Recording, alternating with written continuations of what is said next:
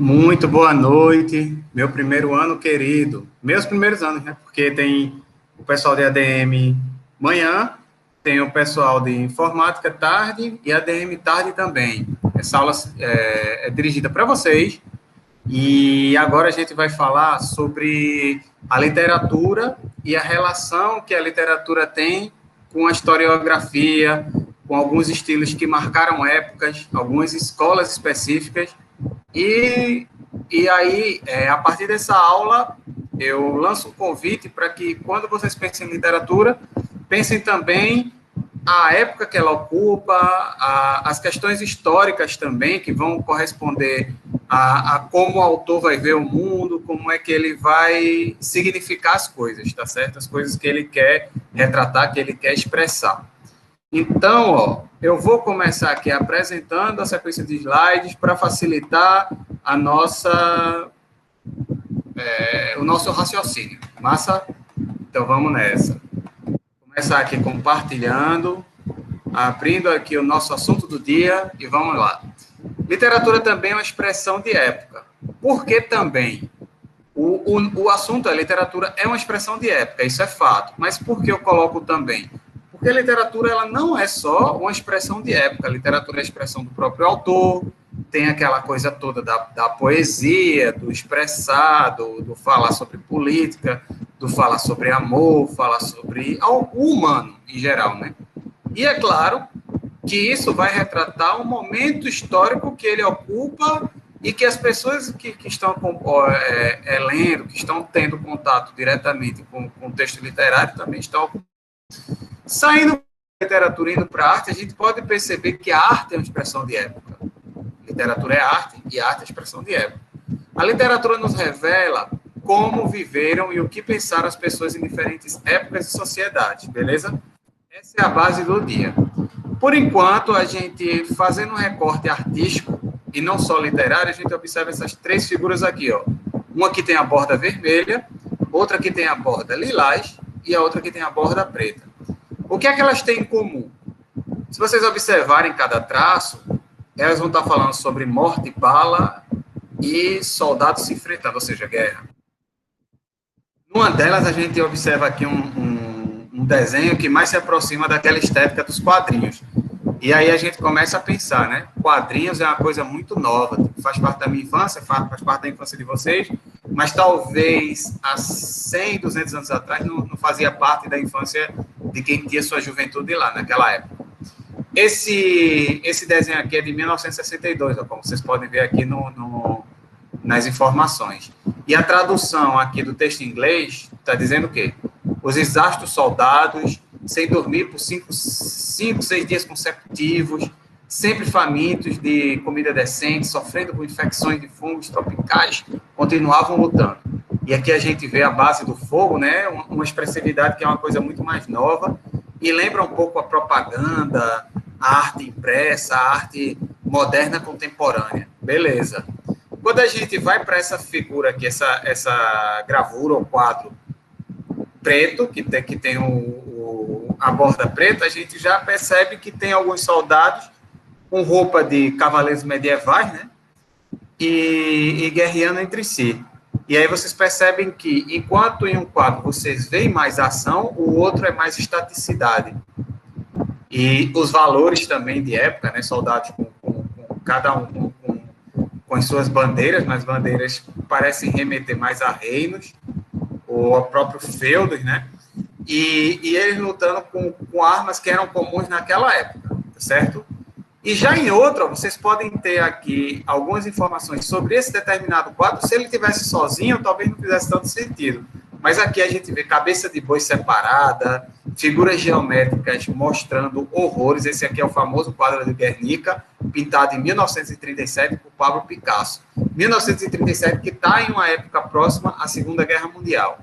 O que é que eu quero dizer? Aqui está nos anos 60, falando sobre a guerra. Tipo, uma guerra que estava bem próxima era a Guerra do Vietnã. Aqui, Pablo Picasso, ele traz figuras da Guerra Civil Espanhola, que foi antecessora da Segunda Guerra Mundial, mas tem muito a ver com aquele exército de direita, né, o exército nazista, explodindo e e massacrando uma população inteira, que era a população de Guernica. Enquanto que aqui a gente tem uma guerra do período medieval. Então, o assunto é o mesmo, é guerra, mas a estética, gente, é totalmente diferente. Ó. Tanto o quadro vermelho, quanto o quadro violeta, quanto o quadro que tem a borda preta. Por quê? Porque eles correspondem a distintas épocas. E isso é o convite que eu trago para vocês, para que vocês comecem a perceber que em determinadas épocas as artes vão mudando de acordo com a tecnologia que dispunham, com a visão que o homem tinha sobre a vida, sobre a religiosidade, sobre suas crenças, mas os temas, eles poderiam se repetir, mas assim, a arte ela vai mudando a partir do tempo.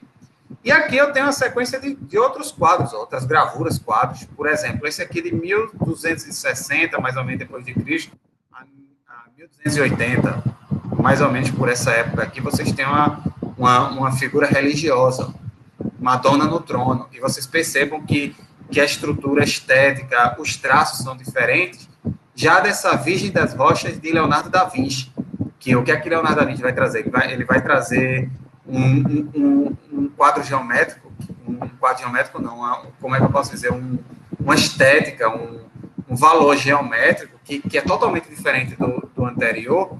Por quê? Porque ele vai trazer um trabalho mais próximo das descobertas que se faziam naquela época, que era a época do Renascimento. E aí, quem é que está próximo do Renascimento também? É o William Shakespeare, que a gente já conheceu por ter ido buscar muita coisa da Grécia Antiga, Camões também, em Portugal, ele está muito mais próximo do Renascimento. E assim o tempo vai passando, para 1602, por exemplo, que é a arte barroca, que como é que eu posso dizer, resgata muita coisa do Renascimento, mas mantém essa temática religiosa, a temática religiosa aqui está presente, como essas outras também anteriores estão. E aí é que está, os valores religiosos permanecem, mas o tipo de arte muda, a estética muda, a forma muda. E aí o tempo vai passando, ó, de 1602 para 1665, essa moça aqui com brinco de pérola, e a temática mudando, para depois chegar nesse andarilho sobre o mar de névoa, aqui em 1818, que já é uma época romântica. Aí tipo, essas formas perfeitas já não importam mais, mas importa muito mais mostrar os sentimentos do artista. Isso é um dos exemplos. E o tempo vai passando até se valorizar mais os trabalhadores, por exemplo, nesse quadro aqui, A Caminho do Trabalho, 1851, e aqui a bailarina em cena, que são os movimentos, o que é que isso está simbolizando no sentimento da pessoa, até a gente chegar numa arte que se aproxima do moderno, que aí é o jogo de cores, até chegar na questão do desenho abstrato e, ao mesmo tempo, de você aproximar o desenho, os traços de uma criança para representar os sentimentos do artista, mas já em outra perspectiva, né? Uma perspectiva que comunga a tecnologia, ó, um carro, mas não é um carro como eu vou mostrar, como é que eu posso dizer, com todos os seus detalhes físicos, mas muito mais com a sua representatividade, tá certo? Isso tudo para dizer o quê? Que quando a gente traz para a literatura, na literatura também não vai ser diferente. Uma forma de estudar a literatura através dos tempos é acompanhar como o mesmo tema foi trabalhado em diversos momentos. E aí vocês podem ver que os temas eles não se diferenciam tanto. Por exemplo, Édipo Rei fala sobre amor? Fala. O amor de um homem sobre uma mulher, na Édipo Rei, quando a gente vai pensar na Grécia Antiga, viu, gente? Lembre-se que Édipo é uma tragédia grega. E fala sobre amor, fala sobre a paixão, uma paixão errada que o camarada tem sobre a própria mãe, pela própria mãe. E aí é que está, dentro dessa tragédia ele acaba se arrependendo e ficando cego no final, né? Uma grande tragédia, por quê? Porque por causa de alguns fatores ele acaba sendo traído pela própria paixão. Beleza, mas o amor não para em Édipo Rei. Quando a gente passa mais de 1000 anos depois, uma pessoa vai buscar inspiração nas tragédias gregas para construir a sua própria tragédia, que é William Shakespeare, e uma das tragédias mais conhecidas é Romeu e Julieta. Romeu e Julieta, ele tem muita coisa do romantismo, que o romantismo nem existia naquela época, mas tem também da tragédia grega, principalmente. Retratar a natureza, os valores, né? E como o homem via sua musa, a mulher, Tipo, a mulher romântica é totalmente diferente da mulher realista. E aí, de acordo com cada época, o homem vai observar a mulher de maneira diferente e a mulher vai corresponder a um perfil histórico diferente. Hoje em dia, por exemplo, a mulher escreve e vai mostrando que não é bem assim, ela não vai mais querer se submeter aos homens como se fosse aquela Rapunzel que ainda está esperando o príncipe encantado. Muitas delas estão buscando seu próprio destino. Isso tudo é sinal de época. A morte, a pátria, a escrita sobre o que é fazer literatura também vai mudando de acordo com a época. Um dos exemplos é esse que eu trago para vocês. A Canção do Exílio, do famoso Gonçalves Dias, escritor maranhense, está nos primeiros cantos de 1846, uma época em que a literatura era romântica, tipo, e o romantismo não era só falar sobre amor, mas era falar sobre idealizações da pátria. Aí Gonçalves Dias traz aquelas palavras, né? Minha terra tem palmeiras, onde canta o sabiá, as aves que aqui gojeiam, não gojeiam como lá, nosso céu tem mais estrela, nossas várzeas têm mais flores, nossos bosques têm mais vida, e nossa vida mais amores. É tipo, ó, minha pátria utópica, minha pátria que eu idealizo. Aí quando você traz aqui para alguém que pudesse parodiar e trazer esses versos mais para uma época que é já 1930, que já estava numa pré-guerra, tipo, o Brasil já era cercado de autoritarismo e, ao mesmo tempo, os Estados Unidos já começava a trazer uma influência direta no Brasil, a gente via que a nossa pátria não era bem a nossa pátria, era a pátria também dos outros, né? A pátria de quem vendia, a pátria do capitalismo que avançava. Então, Murilo Mendes, ele pega o poema de Gonçalves Dias e transforma numa paródia, numa brincadeira. Tipo, minha terra tem macieiras da Califórnia, remetendo diretamente a Gonçalves Dias, mas dizendo, opa, a pátria não é bem essa. Tipo, macieiras da Califórnia, dos Estados Unidos, onde cantam gaturamos de Veneza. Os poetas da minha terra são pretos que vivem em terra de ametista. Os sargentos do exército são monistas, cubistas. Os filósofos são polacos vendendo a prestações.